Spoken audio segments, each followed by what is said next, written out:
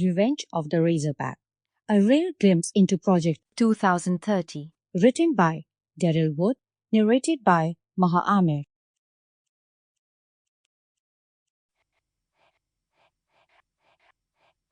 Dedication. This book is dedicated to everyone who has had someone, something, or opportunity snatched away with no trace, leaving a sense of helplessness and hopelessness.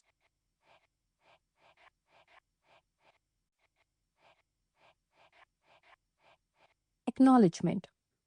It's with gratitude that I acknowledge the forces that contributed to making this book a reality. Special appreciation for my childhood friends and well-meaning parents who greatly influenced the thought processes involved here. A depth of gratitude is owed to my dear friend Caris, whose acute sensibilities and concerns for the fate of children and youth and her pursuit of justice and equity generated the metaphor that is embodied in this book. Thanks to Zach, who tolerated the silence while I engaged in the writing process. My appreciation to my friend V, whose enthusiasm for the project boosted my persistence. I would be remiss if I omitted the various resources drawn on and the individuals who shared their rich knowledge on various topics. Finally, thanks to the reviewers and editors who made the final product possible.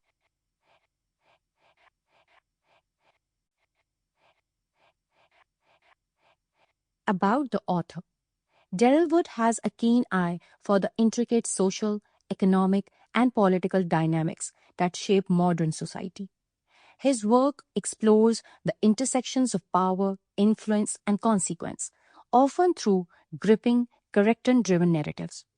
A dedicated educator and lifelong dog lover, he lives in Alabama, where he continues to challenge young minds and craft stories that resonate beyond the page.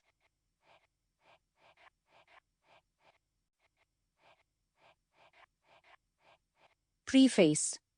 This story began with the question: what happens when progress, true, unrelenting, boundary-breaking progress, becomes more important than the people it was meant to serve?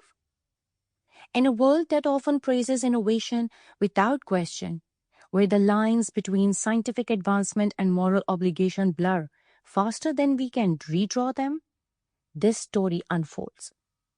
It is not a tale of dystopia set in some distant, implausible future. It is grounded firmly in the now, in technologies already on our doorstep, and ambitions that are all too real. At the heart of this story is a girl named Pamela, a teenager who didn't ask to be special, didn't want to be different, but was made that way, not by chance or fate, but by design.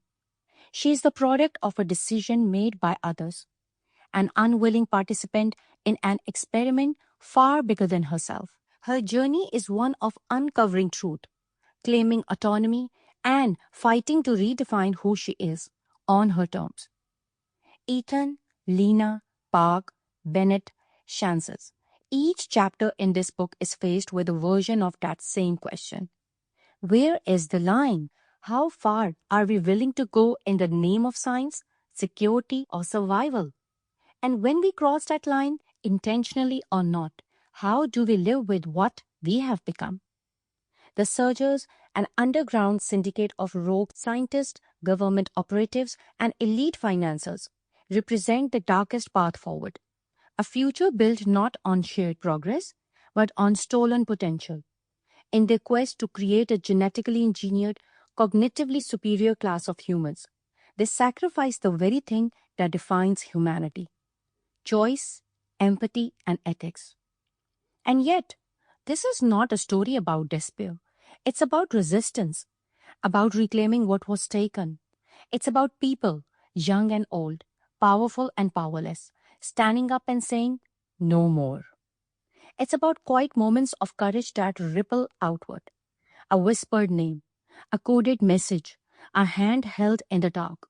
This book is fiction, but its questions are not. Every scientific breakthrough, every ethical dilemma faced in these pages echoes real debates happening in labs, boardrooms, and in Sample complete. Ready to continue?